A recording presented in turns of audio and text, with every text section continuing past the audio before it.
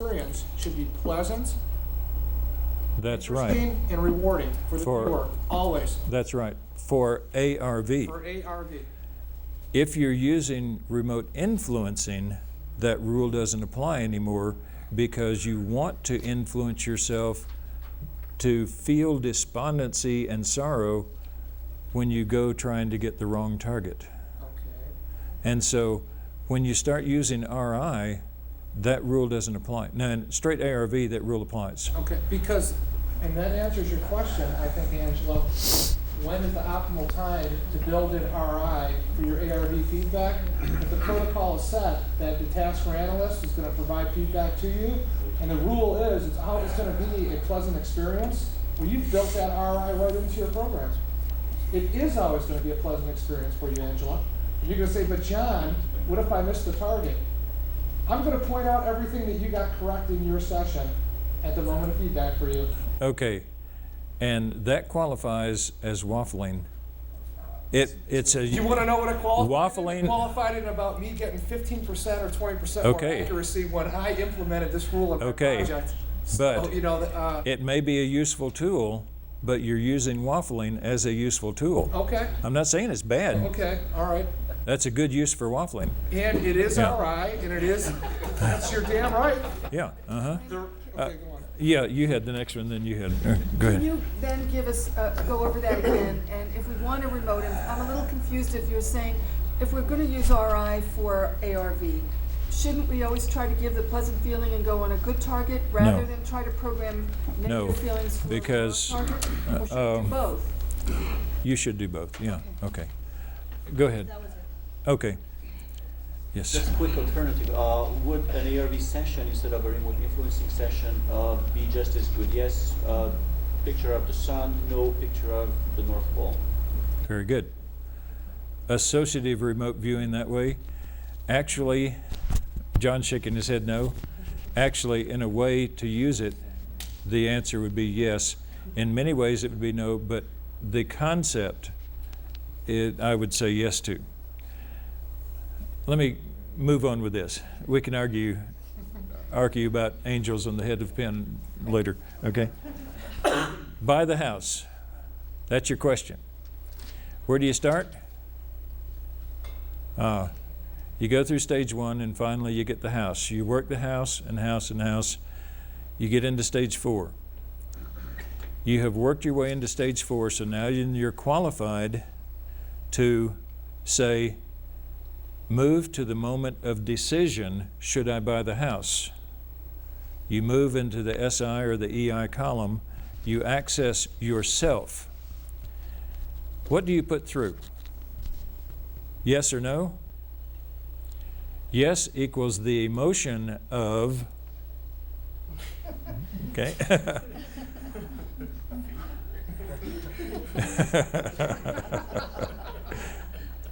No, the emotion of, okay? Of the mule, not the person seeing the mule, yeah. You buy the wrong house, you're in that situation, I guarantee, yeah. This is not something we normally teach unless it comes up in a class. You know, I say the SI column, four things and get out of it so that you won't get sucked into the other person. The same applies to the AI column.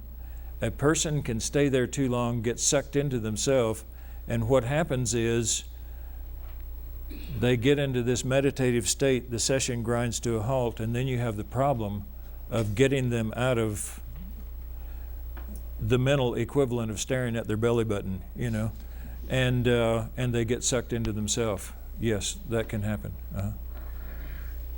Oh yes, this is done after. This is the RI session, Okay, right? so I've already bought So the house. what am I putting back? Yes? No. I'm putting back this and my emotional reaction to this. Okay. Okay? Oh, I see. The remote To improve. I'm sorry? At the remote influencing stage? At the remote influencing stage, after I know whether I should have bought the house or not. Okay. And is that going to change the fact that I did or didn't buy the house? No, you're not changing the past. You're simply putting hindsight into the moment of decision. So you're saying that you made the right decision? If you made the right decision, then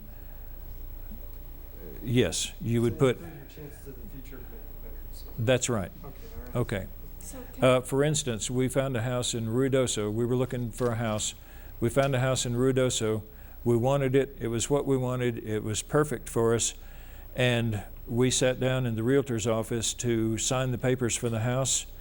And I had been doing this for years. The moment of decision came, and I said, not going to sign this paper. The house was perfect for us. I mean, it was exactly what we'd been looking for. It was lower price than what we had planned. It was perfect. It was everything we had looked for and wanted.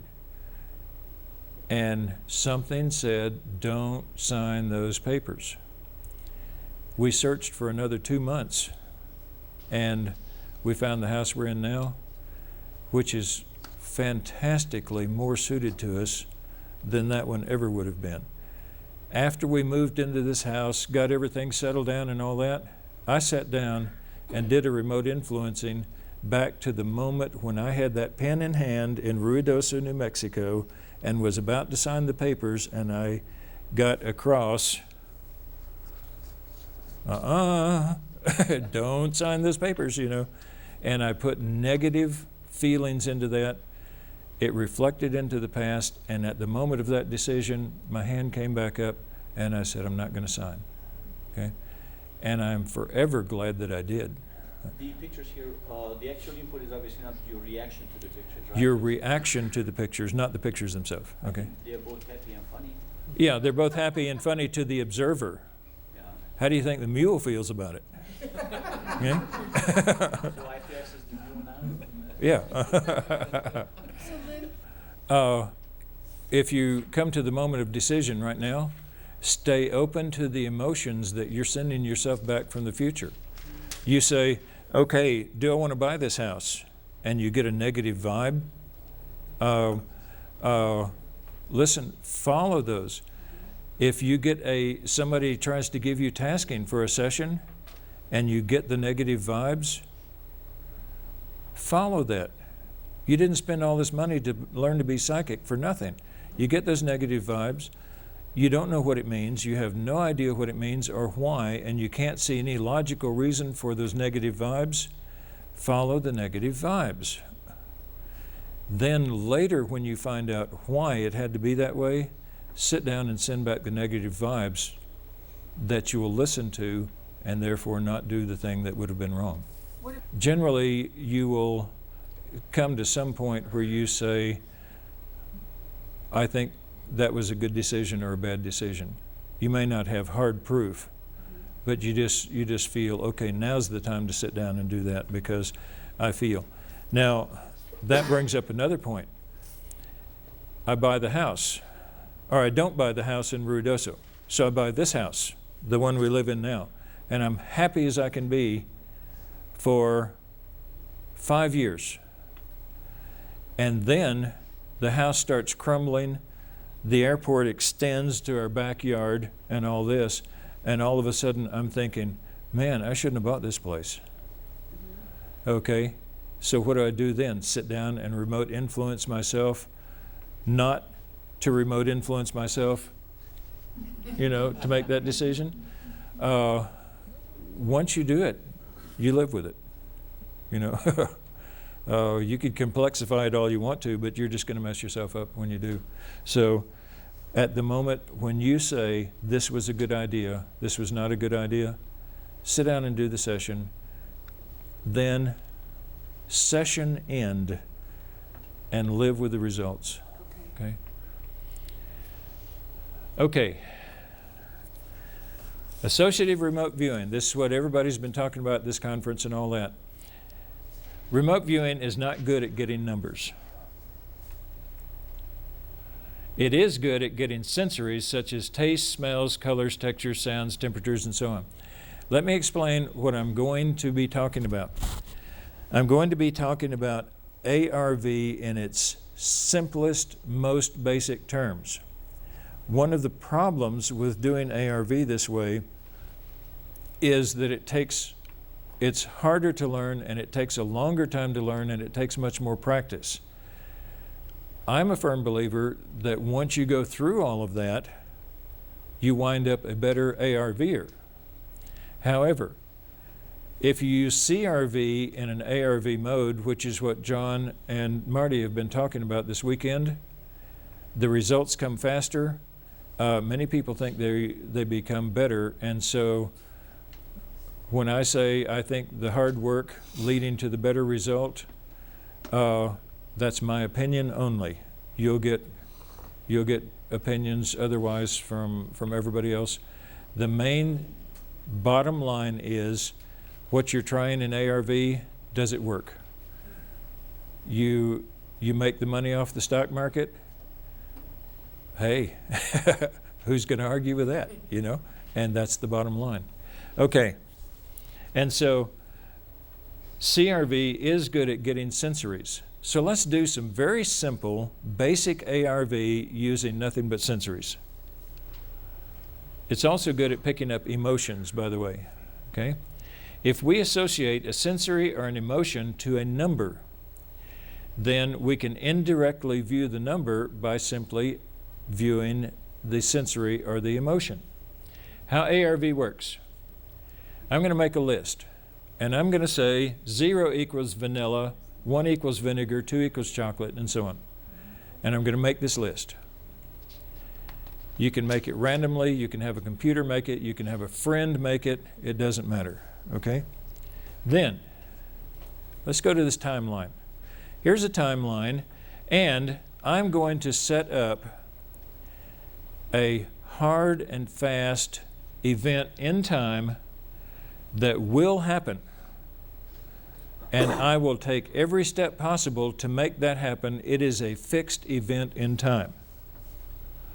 7:30 p.m. The first ball of the pick 3 pops up. Okay? 9 p.m. Taste according to the number on the ball. Okay. The number on the ball equals 1. I look on the list and I say, oh, look at there. I taste vinegar. Okay? Now then, what determined what I taste? The number on the ball. Okay. At 10 a.m. this morning, all I have to do is sit down and do a CRV session and say, task, what will I taste at 9 p.m. tonight? My mind goes forward to 9 p.m. and says, I taste vinegar. It brings that information back, and I write down at 10 p.m. in the morning, at 10 a.m. in the morning, I write down vinegar. Okay? The chart says vinegar equals a 1. I would not taste vinegar if there were another number on that ball. So, what's left to do? Buy a ticket. When you're well into a CRV session, you'll tend to get the sensories in a very real format, and you'll tend to actually physically taste it, yeah, or get a hint of it. You actually bet money on vinegar now? You bet money on vinegar. You don't bet money on the ball, okay? You turn this over to someone else who looks at the chart and says, here's what the numbers are going to have to be. Okay, what if a 2 comes up on the ball? At 9 p.m., what do you give them to taste? You give them chocolate. I'm sorry. The taste is determined by the number on the ball. So if they say vinegar, doesn't matter. You say, oops, we got it wrong. Well, that cost us 50 cents. We'll try it again tomorrow. Okay? But you need 3 numbers, and with Powerball you need 6. Right. With actually no. You need 3 numbers, right? You could have one viewer do 3 sessions, or you could get 3 viewers, each one of them to do a separate ball. Now, on the pick 6, how many digits do you have? 12. 12 digits will come up on the 6 balls. Can you explain that a little more? Okay, the first ball pops up and it's 23. Oh, You've got 2 digits, 2 and 3. The second ball pops up and it's 18. You've got 1 and 8. The third ball pops up and it's 22. Oh, look at this. Now then you've got 3 digits in this whole thing that are all 2s. Okay? So in a situation like this, I would use 12 viewers, each targeted against the next digit, if you have the luxury of using 12 viewers. The question is, can you just do this using move commands with 1 viewer? Yes. Sure, yeah. Okay, move to 9 p.m. and tell me what you taste. I taste vinegar. Now, move to 9:05 and tell me what you taste. The feedback for the second ball is going to be at 9:05. Now, move to 9:10 and tell me what you taste. The feedback for the third ball is going to be at 9:10. I like to use 3 viewers instead of 1 viewer moving forward in time. What about viewing daily for a week? You still got the problem of any one day. Oh, you mean like for the pick 6? Sure, you could do that. Yeah. Mm-hmm. Yeah, move to the time of the picking of the second ball. No, because you're viewing your feedback in ARV, you're not viewing the target. Oh, So you say move to the time of your second feedback okay. and describe. Yes. If you have 10 targets, 10 options like this, you would go after the 2. If you can find 52 totally distinctively different tastes to remote view, go for it. It's easiest to view the first digit and the second digit with only 10 distinctive tastes. It's a mechanical problem rather than a mental problem. If you had 52 totally distinctly different tastes, sure, you could do it. Getting 52 totally distinctive different tastes, that's very difficult.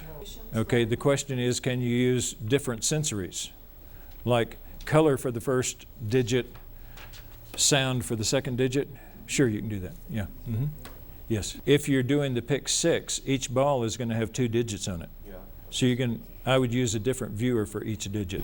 Yeah, so you're always, and is it always consistent that one viewer always does the first number on the first ball? That's what you task them with. Yeah, and the other one always does the second number of the first ball? That's what you task them with, right. On the pick 6 lottery, every ball has 2 digits. On the pick 3 and the pick 4 lottery, every ball has 1 digit. Okay? So it depends on the lottery you're going for. Get into the lottery. That's right, yeah. By the way, talk about a little illegalities here. If you play the pick 6 and you win, the government will wind up taking away in taxes and brother-in-law charges and everything else, probably about 90% of everything you win. If you do the pick 3 and you win $250, you're supposed to report that on your income tax. That's my, okay. Enough said. If you get to where you can do this on a dependable basis and you buy 20 tickets a day and get them all right and $250 on each, then you have a moral decision as to whether you're going to declare it on your income tax, because the state does not track those tickets. I would say, yes, declare it on your income tax. Okay? But you might want to look at the situation as a whole to see whether you really want to go after the pick 6 or not. Okay, any questions on this?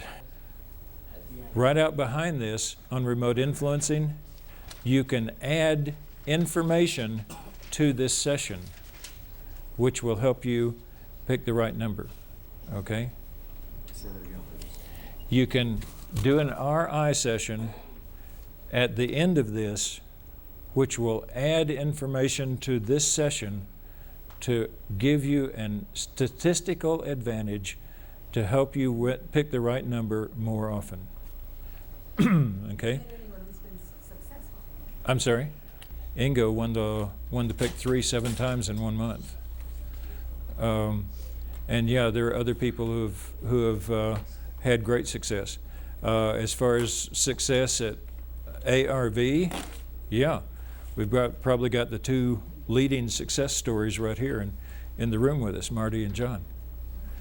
Yeah, this stuff works, really does. What's the Okay, numbers? how would you RI to get the numbers? In a simple sensory thing like this, I'm not sure it'd be worth it.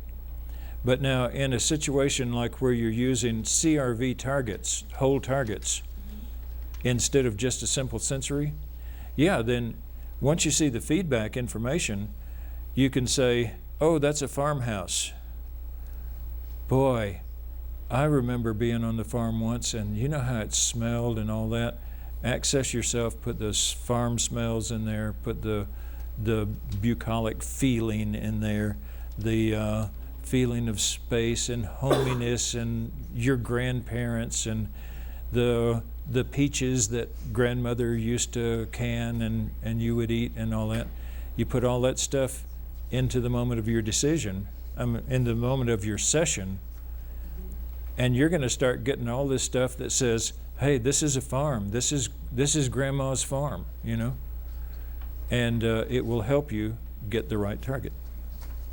It will put the emotion in to help you pick the right target. ARVers do not view the numbers.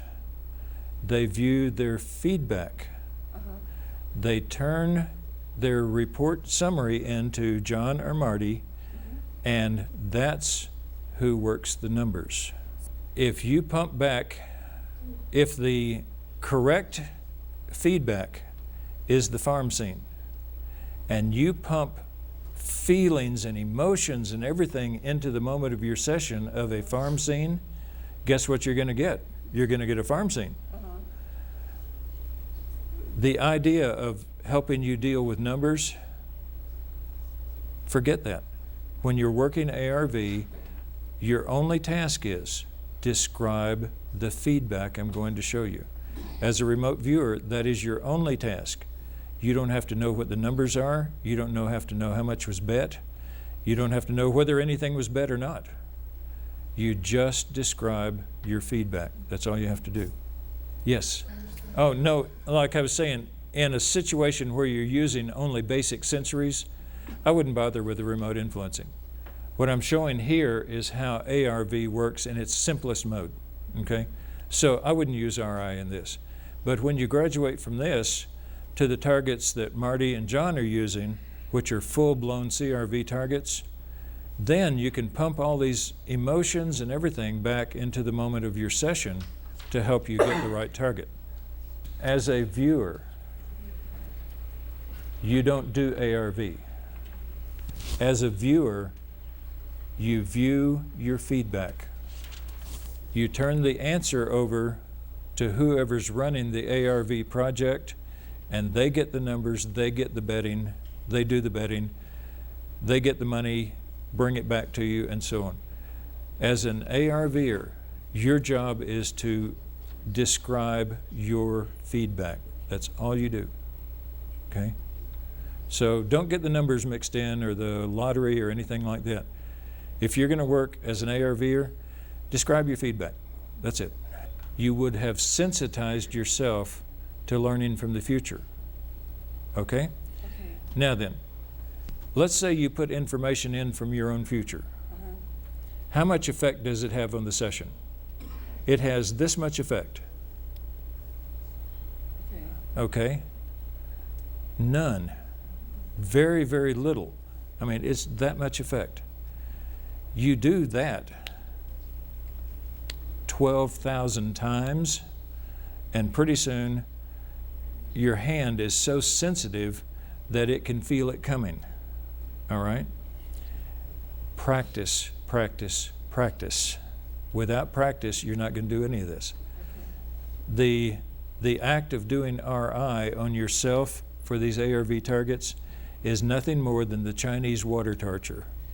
The drop hits your forehead, nobody gets hurt. It hits it again. Hours and hours later, this drop is like a hammer, right? You sensitize yourself to information from your own future. Once you have done this, these RI sessions on yourself, hundreds of times, your accuracy rate will go up close to 100%. What if you could go through life never making a mistake? Wouldn't it be great? Can you Yeah, enhance? the question is, can you make the feelings that you put back in there more traumatic and more exciting and therefore have a greater effect on it? So by making the feedback emotions that you're pumping into your past session, will that help more? It would be easier to pick up, I would say. I would say so too. Okay. Simplest answer, yeah. Okay, any other questions before we go on? Okay. Influencing others. The 4 commandments. Do not break these 4 commandments. The 4 commandments of influencing others. Oops. Do unto others as you would have others do unto you. Very simple. Do not do unto others as you would not have them do unto you. Okay? Don't screw your buddies. Okay? Do not mentally join with somebody you want to heal. You could get sick.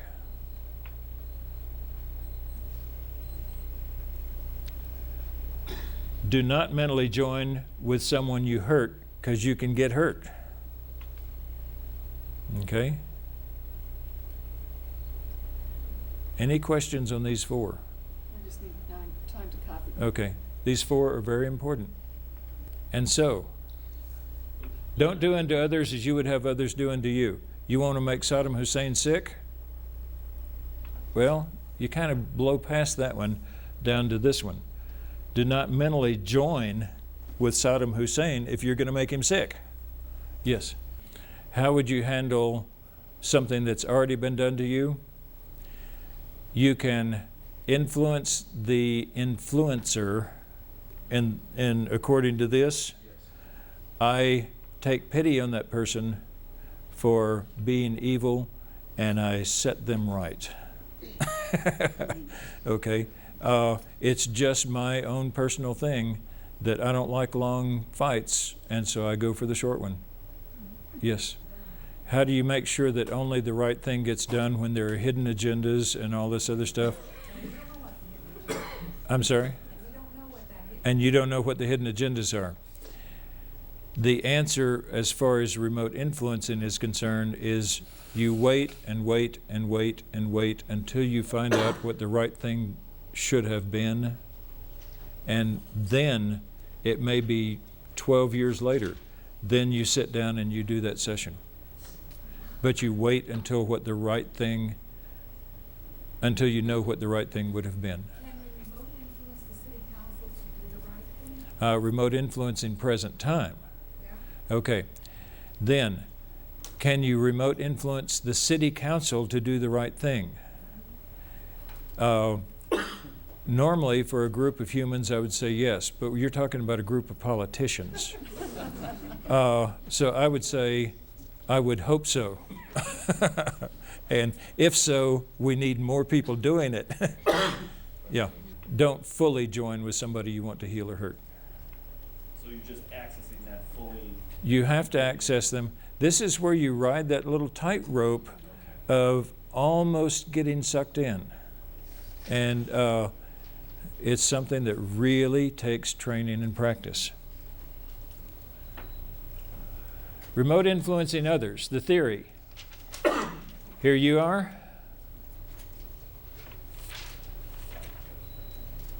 Here they are. Ideally, what you're going to do is you're going to take something, a task from your conscious mind, send it to the subconscious, send it through the great unknown to their subconscious. It's going into their body, and then hopefully you'll get some information back. You don't always, but hopefully you will. First requirements. Decide what you want to impress on the other person. You cannot influence using conscious thoughts. So you must translate what you want done into sensories, conceptuals, emotions, and that type of information which the subconscious can process. Okay? I'm trying to kind of push here. Why don't we say, if you want to write this down, afterwards I'll leave this here and you can run it up on the screen and write it down, okay? You must set up communications with the other person's subconscious mind. You have to get that conversation going. It's like, you know, with the Arabs. You don't walk in and start the business discussion. You walk in, you have a meal, you have some, and so on. You get the discussion started. You do the friendly part first. Use your body to convey the message to your own subconscious. Now, this is going to get you emotionally excited, emotionally quietened down, emotionally peaceful, emotionally violent, whatever. You get that into your own body. This basic CRV techniques. The subconscious likes basic sensories. It also likes stories. Here we're getting into a whole new realm. We're getting into what he was asking earlier about analogies, symbolism, and so forth. It also responds strongly to emotions, and don't forget your ideograms. Just as basic to RI is practice your ideograms. It's really important. Okay, we can come back to this. One most important fact to remember about RI, you can't bribe a dog with $1. Okay? You go out and offer a dog $1 not to bite you, what's he going to use $1 for? You have to, just like in a human conversation, you have to start talking in the other person's terms. This is going to get you sucked in. So you have to walk that tightrope very, very carefully. But you have to talk in this other person's terms. You have to find out what triggers their subconscious most, and that's the terms you have to start talking in. Anybody not understand this principle? You customize every remote influencing session to the target, not to yourself. How do you know what's going to impress them and what they're thinking and all that? Stay in the AI column the EI column or the SI column without, get the information, not the AI, the ER or the SI. I messed up there. Okay. And collected more and more information about them. Once you've got the information of how they feel, what they think, what they're interested in and all that, then go for it. Example RI project. I worked with Dr. Mann, specialist in hypertension, high blood pressure cases at Cornell University Center in New York City. The stated purpose was to remote influence 12 chronic hypertension patients to decrease their blood pressures under laboratory conditions. Each patient had dangerously high blood pressure at the beginning of treatment. Each patient would be remote influenced only once. I argued with this, but I lost. We did it only once. The Cornell project, Dr. Mann notified me when a patient would be on blood pressure monitoring device for at least 30 minutes. I tossed a coin to decide whether I would work the target or not, because we had to have a control group, and the control group would be those times when I didn't work the target. I recorded the result, but I did not give the results to Dr. Mann. He stayed completely blind as to what I was doing. He only kept the blood pressure records.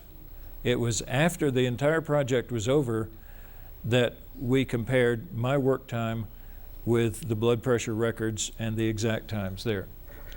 Dr. Mann kept all the data on the patients throughout the study.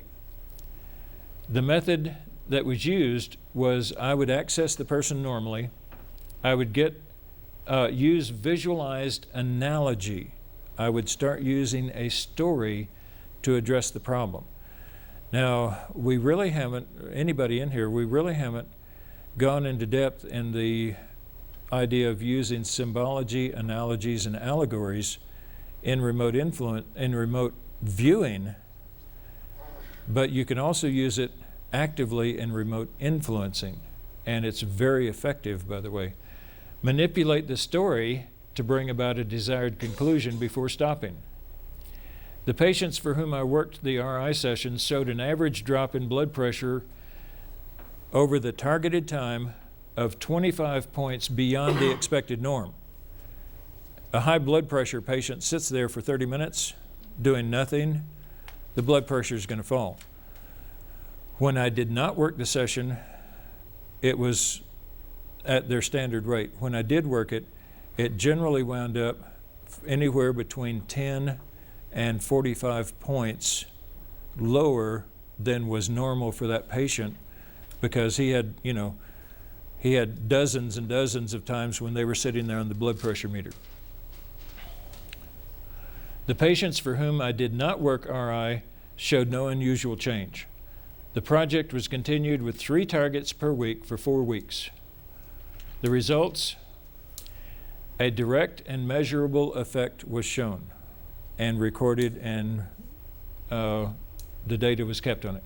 The effect was both repeatable and dependable. Every time I worked, there was not a single time that I worked that it didn't have an effect. So it was dependable. When patients returned to their daily lives, any effect diminished and disappeared. Okay? So you lower somebody's blood pressure and then you send them back into a stressful situation. What's going to happen? What would you expect? The amount of effect was considered enough to potentially save someone's life in a crisis situation, but the amount of effect was not enough to bring patients below hypertension level. You've got somebody whose top reading is 270, 275, and you bring it down 25, hey, they're now at 250. They're still about to keel over dead, Yeah, yes, I would love to do this study again. I'm convinced, because I know that RI is repeatable and has more effect each time you... Cumulative. It's a cumulative, yes. And the thing that Dr. Mann had wanted to find was whether it was curative or not. When he saw that the patients went back to their life and their blood pressure rose again, he said this may be a good stopgap, but it is not curative, especially when only done once, and therefore he was no longer interested in the study and he cut it off. I suggested that we do long-term work on each person repeatedly and in depth to strengthen the effect, that we test other protocols by working on separate individuals using different protocols. One, direct emotional installation, one using allegories and stories and all that.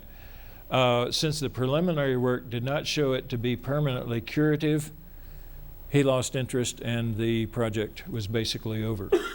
How was it done? I set up a metaphor. I pictured myself standing on a hot, dusty road. Now, this is one of the patients, okay? This wasn't every patient. One of the patients. I pictured myself standing on a hot, dusty road with something coming at me full speed. I got the other person involved. I flagged the thing down that was coming at me full speed. I started describing the metaphor in my session.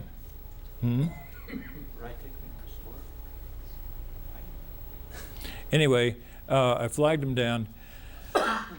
You then have to meet their initial rejection of what you're doing, and that rejection will always be there. And so I said, I flagged them down, and I said, you know, there's a waterfall and all that that's really cool. There's a nice, cool place to go. Would you like to go there? The response was, no, I've got to get on. I've got to get on. And you deflect this. Now, this is standard techniques, okay, of salesmanship and all that. I immediately said, look at those deer out there in that clearing. Okay? The response was no, and immediately I deflected that response and said, look at those deer out there in the clearing. The interest got started. We went together to go see the deer and hide behind the trees in order to look at the deer without being seen. Once we got into the trees, I created a clearing. There were some water sprites that were swimming around in this pool, and there was a beautiful waterfall. And then I started backing out. I got the water sprites talking to the target person. I started distancing myself from the story. And I got the target person interacting with the story itself. And I backed out. Now then, as I backed out, that left them involved in the analogy that I wanted. And I set that analogy up to be an extremely peaceful, extremely enjoyable analogy. Got them involved in it. You back out and you let them run with it. Every now and then, well, you still have to stay close enough that you can start seeing when it goes bad. Because, you know, in this case, all of a sudden, they would say, oh, but, you know, if I jump in, I could drown, and all this. And you get back in to the thing, and you change the story in such a way that it's safe, and so on. And then you back out and let them go with the story. And as you do, what happens is they are involved in this story, and their blood pressure settles right on down. Okay? And this happened repeatedly. And it's dependable. You can use these analogies, but one thing you've got to remember, and it shows up on the slides here, is that once they really got into the story, you go in and you think of how great this place is, and wouldn't you love to come back, and then you get them out of there. Don't let it go sour. Get them out of there, quit on a high, and leave them wanting more. Okay? Now, that applies to the blood pressure patients. It's the standard practice for remote influencing. You want to influence somebody to be violent, put them in a situation where they're going to love that violence, and right as they're really getting into it, yank them out and leave them wanting more.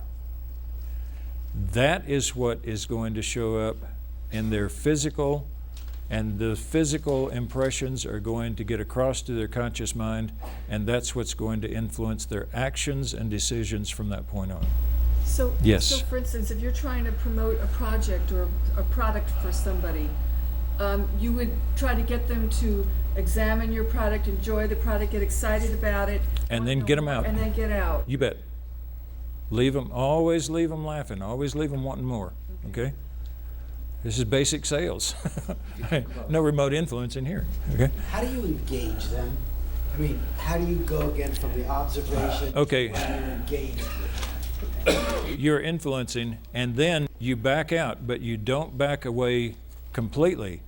You back away far enough that you're now doing remote viewing on their feelings, their emotions, their sensories, and all that.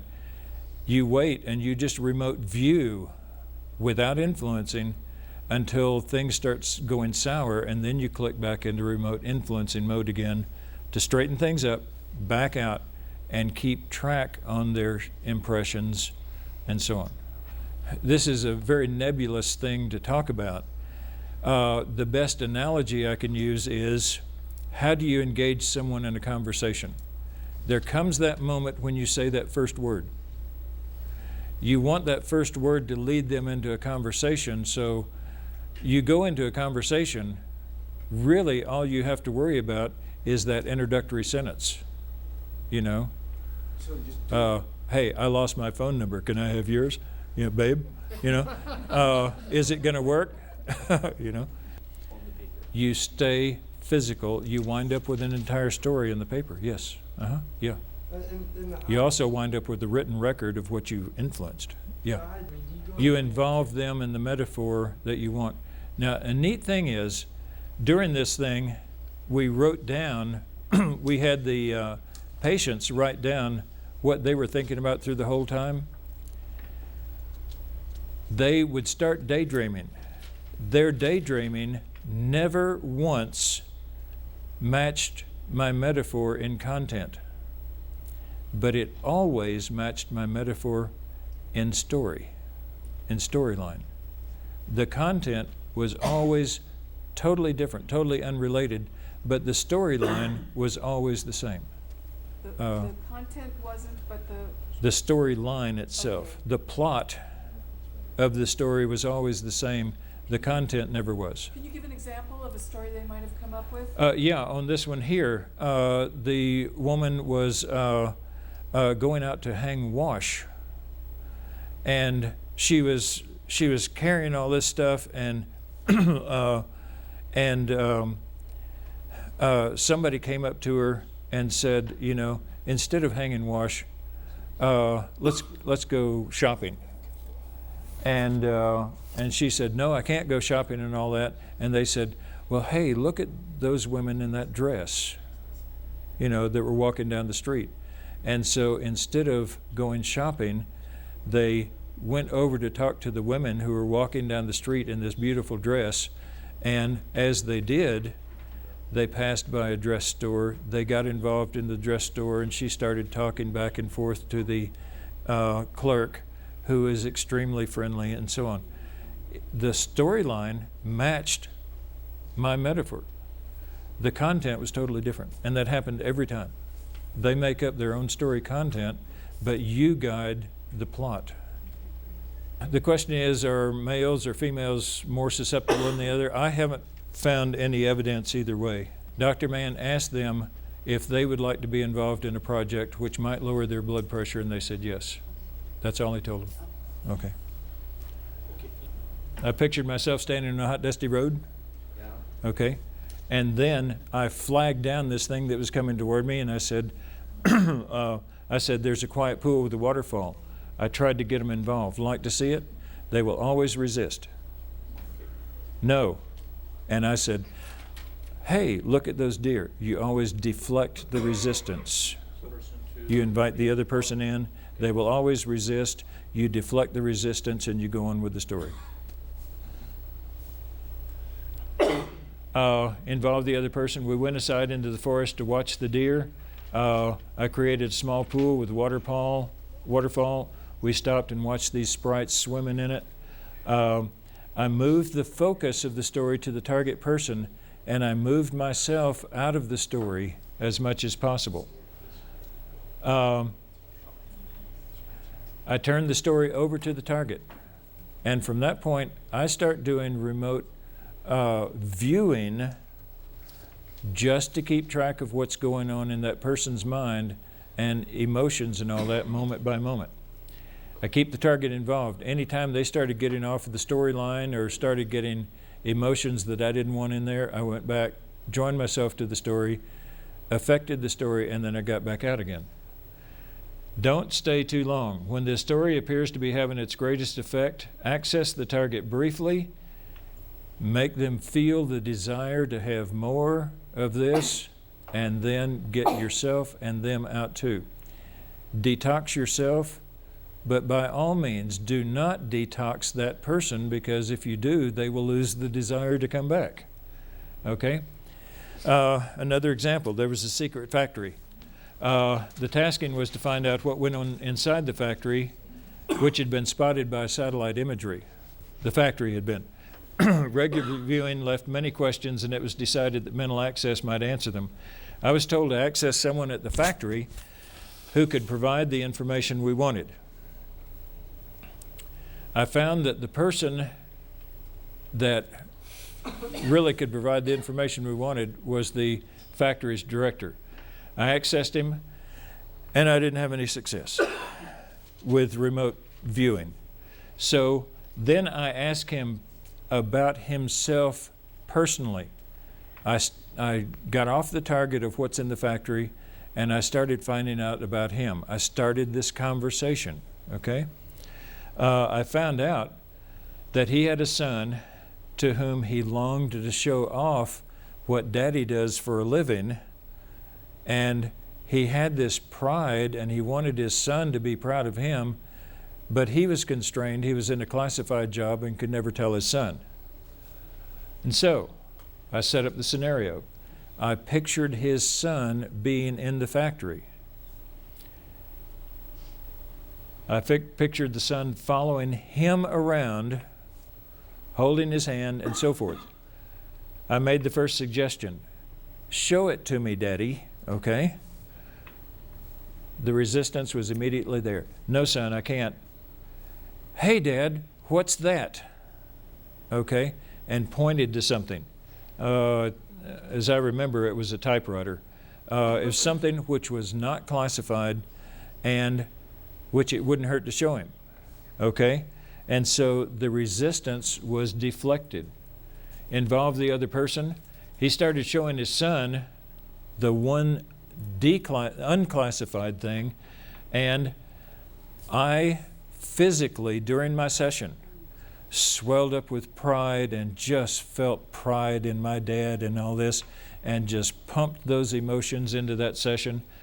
And then grinned, did everything I could to get a physical reaction that I could pump into that other person.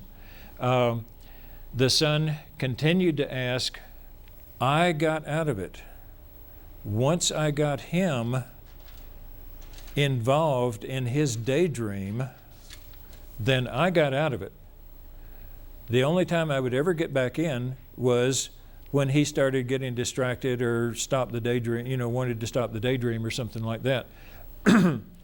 Each time I had to go back in, I would have the son say something that was really great, that every dad wants to hear and all that stuff, so that he would swell with pride and pleasure. The focus stayed on him. Now, as I backed out, on the blood pressure patients, I was keeping track of whether they were whether they were feeling what I wanted them to feel or not. It's not what I did here. When I backed out, I was doing the remote accessing of him because I wanted to hear what he was telling to his kid. And that man was going around the factory showing his kid, explaining like you would to a child, explaining all this classified stuff, explaining what Daddy did, how many people Daddy was over, and so forth. And the whole time he was doing that, I was sitting there taking notes because I was getting that the information that we had been targeted to get.